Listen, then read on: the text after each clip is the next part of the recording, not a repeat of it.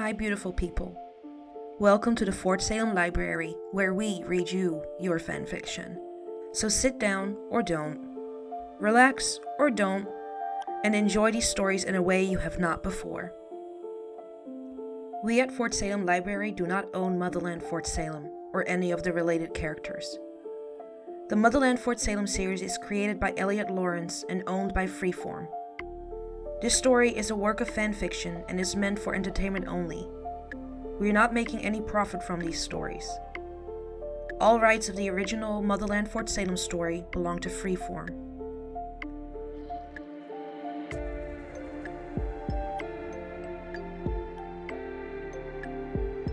We also do not own Her Home or any of its original characters and storylines. We did, however, get permission from the author to read their story. This story was created and written by fab_fan, and you can find the link in our show notes. This story is being read to you by Angela.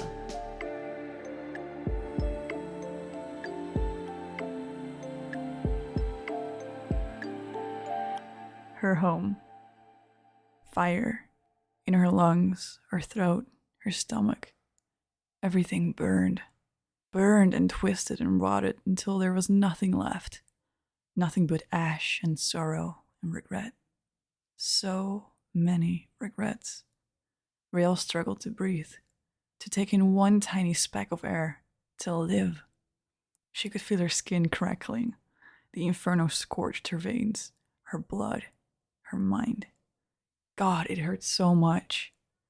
Her face pulsated. Each minuscule attempt to continue on, for her heart to beat, brought the flames deeper into her soul. She grit her teeth, helpless yet desperate to hold in the screams, the groans, to not show the woman holding her hand that she was dying. She was dying. Head slowly tilting to the side, the rough rock sharp against her blazing cheek. Blue eyes met the most beautiful face Rael had ever seen in her life. The face she wanted to wake up to every morning, that haunted her dreams and brightened her nightmares, that made her feel like there was something worth living for. Trying for, fighting for, not dying for. Scylla. Rael tried to crack a smile, wanted to, so desperately wanted to. She couldn't. Her chest seized and her muscles tightened. Fuck. Her vision wavered. Colors. So many colors danced in front of her eyes. Colors and darkness. Black. Endless. Luring. Tempting. Except the ocean beckoned her. Blue so deep and so pure she had to reach for it. Blue she'd never forget was locked in her memories. Unforgettable. She would know Scylla's eyes anywhere. The light in the dark. Her hope. Her home. Her everything. Tender fingers cradled Rael's hand. She could feel the cool brush of metal, and her eyes closed. Metal. A ring. Her ring. Their ring. She was married now. Her and Scylla were married. A burst of agony roared in her heart, and the fixer nearly wrenched away from her wife in torture. Hey, Scylla soothed softly, lovingly. The way she always spoke to Rael when it was just them, quiet in the middle of the night. Heads sharing a pillow and words, secrets, dreams and hopes, whispers that were only meant for the other's ears. When Rael was angry, rageful, the memories unrolled too much, her control gone, snapped in an instant. When Scylla's glance and touch, when her voice crept through the haze and calmed the demons that danced in Rael's soul, on her tongue, in the back of her mind. The necro lightly squeezed Rael's hand and inched closer, holding a wince as the mycelium's power clawed at her head, tore down her face, ripped at her flesh and bone. Rael swallowed thickly, coughed, and ceased again, the fire only growing, the pain only intensifying. Hey, look at me, Scylla coaxed, thumb brushing against the side of her wife's hand. Exhaling, Rael slowly, so damn slowly, opened her eyes and twisted the last centimeter to be met by an adoring grin. The same grin Rael used to kiss. Wished she could kiss one last time. There you are. Scylla's eyes shone. Stars. They were stars and diamonds in the lighthouse, leading Rael to the only place she's ever wanted to be, at Scylla's side, with Scylla. Scylla. Ain't getting rid of me yet, Rael rasped, each word grinding along her throat, gristled and grating.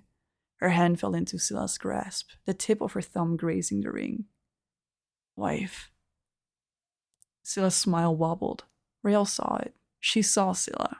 Saw the way she hid her pain, the way she was beautiful, gorgeous, even when in the middle of battle, in the middle of the end of the world. How intelligence and trust and power flickered in her eyes. In those blue eyes. Rael loved the color blue. We should have stayed at the lighthouse, the blonde muttered. Her eyelids began to droop, exhaustion eating away the last of her strength. The fire devouring, consuming, whatever was left of her will, her life, her being. She fought against it, tried to keep her gaze on those eyes. She wanted to look at them forever, have them be the first thing she saw, the last thing.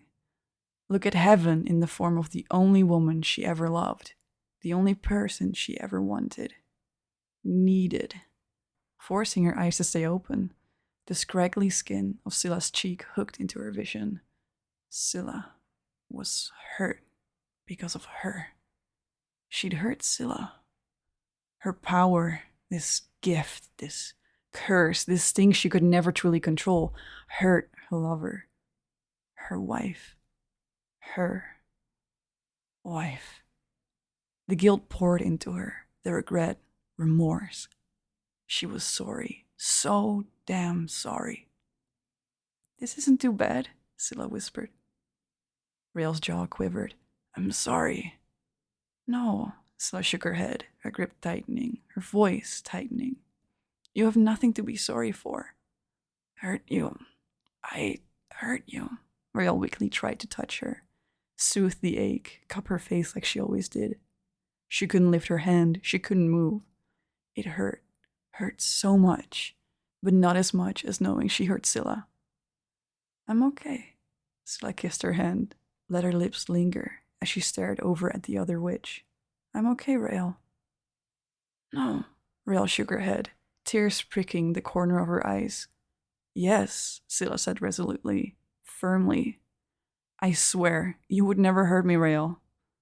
She never wanted to hurt her. Vowed to keep her safe, loved, cared for. The vows. Their wedding vows. She promised. I love you. Barely broke past the blonde's pale lips. Scylla kissed her hand again. I love you too. Can I ask you something? Scylla nodded, thumb caressing the heated skin that somehow still felt cold. Cold like ice, like death. The brunette didn't let her fear show, didn't let the terror that dwelled in her belly, swelled and churned, reveal itself.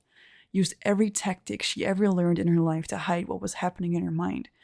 Because Rael was sick, was hurt, and goddess, Scylla would take care of Rael no matter what. Would choose her over anyone, even herself, no matter what. Would spend her last moments on Earth making certain Rael was okay, no matter what. Anything. Why me? Rael breathed. What do you mean? Could have anyone. Rael's eyes blinked lethargically. You married me. Her eyes fluttered. Why me? Scylla stared at her for a moment, carefully rested her chin on top of Rael's hand, held her gaze. This woman who she was supposed to seduce, lure to the spree, a mark, a job, an assignment, nothing more. The woman who saw her in a way no one else did, was patient, kind, funny, wonderful. The witch who loved her, openly, honestly, held her hand, made love to her, listened to her, and believed in her. This person who captured her heart with a grin and a joke, with tenderness and affection, who showed Scylla the world, the universe, a future, with a touch of her lips. I love you. The edge of Rael's mouth twitched. I will always love you. Scylla leaned heavily against the rock.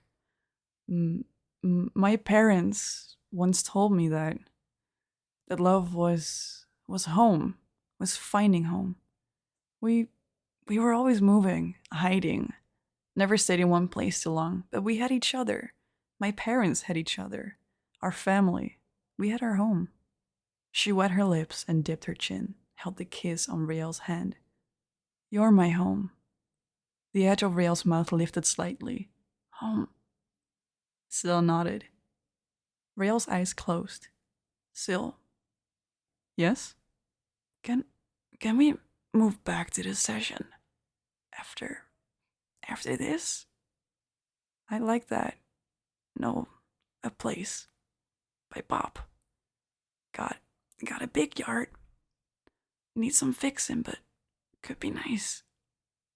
Sounds perfect. Yeah.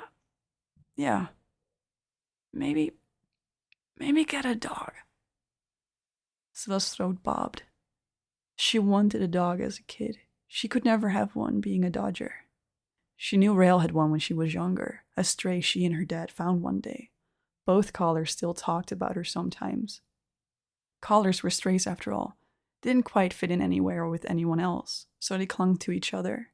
The little pup they found wandering, lost and hungry, fit right in. She bit her lip. Images of Rael walking alongside a playful, gentle dog flashed in her mind. The pup darting up to greet Scylla when she caught sight of her other mother. Rael chuckling, carefree and relaxed. Scylla slid one foot behind herself, steadying her stance as the barking ball of fur crashed into her, nuzzling into her denim-clad hip and panting heartily. Brown eyes and sleek brown fur, soft as the dew that glistened that morning spring. Scylla stroked the dog's head, earning a nose bump to her palm and a lick at her wrist. Morgan perched regally on the nearby porch railing, watching the scene unfold. Her presence alerting the necro to the approaching duo well ahead of the excited yips and raising paws. The brunette peered up to see Rael strolling towards her, twinkle in her eye and hair as fluffy as the dog's, the afternoon breeze ruffling it around her chin. Before Scylla could call out to her, the pup slumped against her, rolling to the ground and offering its belly, lolled tongue begging for scratches. Their house would always need something fixed, but they'd make do. The couple meandered into the hardware store, the tiny bell on top of the door ringing as the wooden barrier swung open and closed. Without looking up, the young man at the cash register, focused glued to the newspaper in front of him and long jet black hair lazily pouring out of his ready faded ball cap, spoke up. Hey Scylla. Ray. Hi Max. Paint? Plumbing. You know where it is. Watch the sunset together over the trees. The blanket wrapped snugly around Scylla's shoulder, a quilt knitted by Rael's grandmother when she was just a baby, a keepsake the fixer brought with her everywhere, hung up on her bunk her first day at Fort Salem and folded at the end of her bed during war college. Family keepsake Rael planned to always keep. A keepsake she shared with her wife, her family, laid on top of their bed and protected them throughout the night. The blonde nestled back into Scylla's arms, head on her chest and fingertips absently caressing the hands twined around her stomach. The sky glistened with color, various shades of blue and pink that melded together in a work of art only nature could create. The couple huddled closer together, a kiss exchanged as the orange warmth dipped below the horizon. See Edwin on the weekend.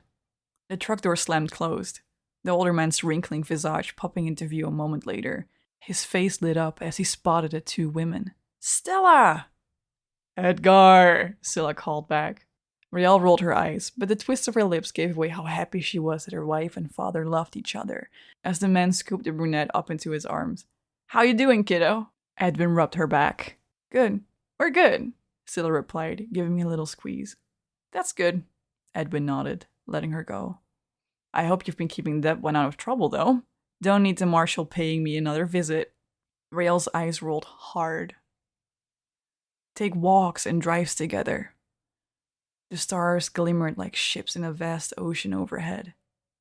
Rael and Scylla walked casually along the path, hands swaying between them, fingers laced, the peacefulness of the session enveloping them in its welcomed embrace. This is what freedom felt like. No need to look over her shoulder all the time, no need to hide, to run, to protect herself. No collars to block her work, no chains, no cage-like uniform, No blood on her lover's lips, dripping from her mouth. Only the hug of the wind, the support of the earth, the feel of her wife's hand, calloused, strong, cherishing. They could go anywhere. They could go home. Be a family. A home. Free. Happy. No battles. No camarilla. No mycelium causing our lover pain. Scylla knew it was a fantasy. A dream. Nothing more. Something she should ignore, brush aside, internally berate herself for even thinking about. Waste of time. Childish. But they made it to the lighthouse. They married. Syl. Rael's voice dragged her out of her thoughts. I love you. Rael seemed to sink into the rock, her energy evaporating like the hope the unit once had. Gonna make my dad's pancakes for you, she wheezed. Promise. Scylla held her hand tight, not feeling the sharp jut of the rock against her belly. I'll make the coffee. Rael weakly smiled. Scylla rubbed her wife's hand, trying to warm it. In the background they could hear Tally, Abigail, others. Scylla ignored them all, simply focused on the woman next to her. Her wife. Her home. Her future. Her everything.